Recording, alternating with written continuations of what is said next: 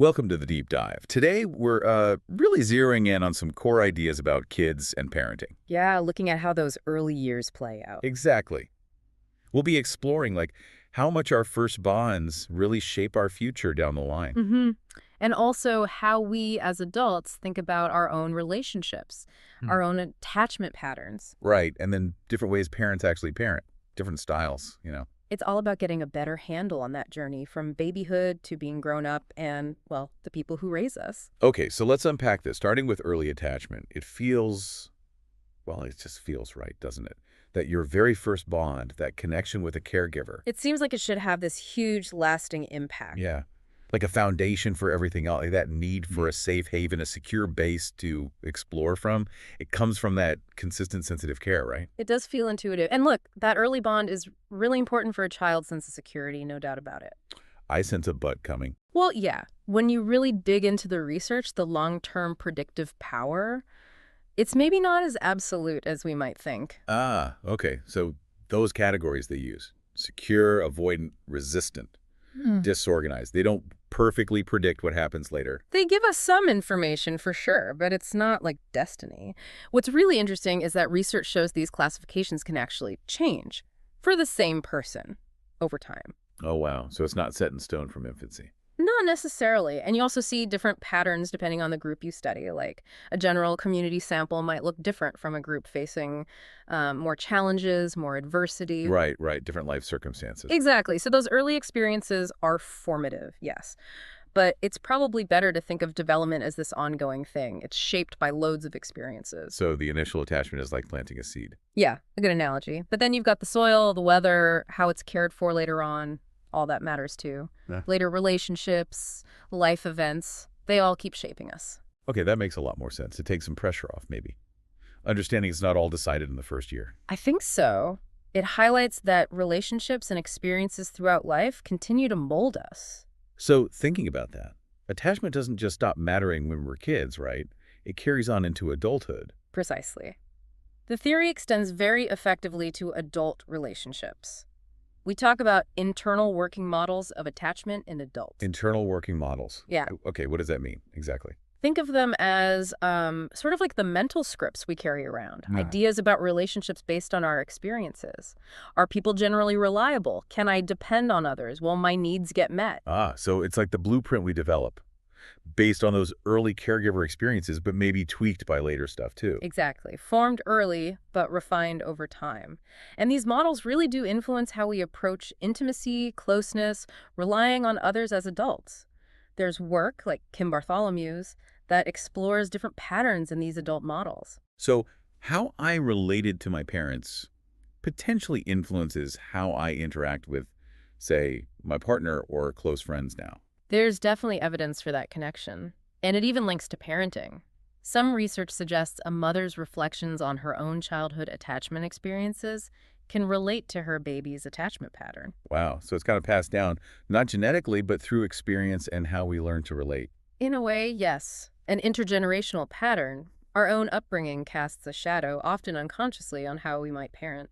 That's pretty profound. Understanding your own history could be key to understanding your present relationships and maybe even your parenting, if you are a parent. It certainly offers a valuable perspective. Which kind of leads us perfectly into the next bit, different parenting styles. Mm. I saw the name Diane Baumrind mentioned quite a bit. Yes, Diane Baumrind's work is foundational here. She gave us a really useful way to think about different patterns in parenting. It basically boils down to looking at two key things parents do. Okay, what are they?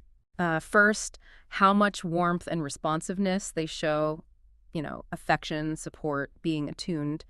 And second, how much control or demandingness they exert, setting rules, expectations, monitoring. Got it. Warmth and control. And she came up with different styles based on those. Exactly. 4 main styles. The first is authoritative. Authoritative. Okay, what does that look like? This one's high on both dimensions.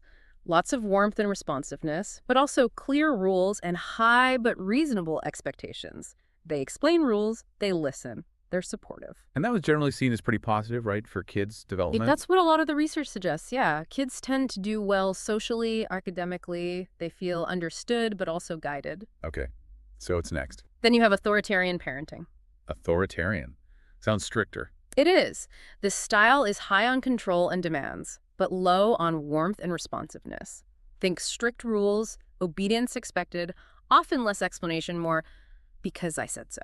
Right, and the outcomes there, generally less positive. In many Western contexts, yes, it's often linked to less positive family dynamics, maybe more anxiety or lower self-esteem in kids. However, Uh-oh, here comes the nuance again. well, it's important. Culture really matters here. Some research, particularly in collectivist cultures like some Asian communities, suggests that this style might be interpreted differently. How so? What looks like strictness from one cultural lens might be seen as parental involvement and commitment to the child's success and upholding family values within another.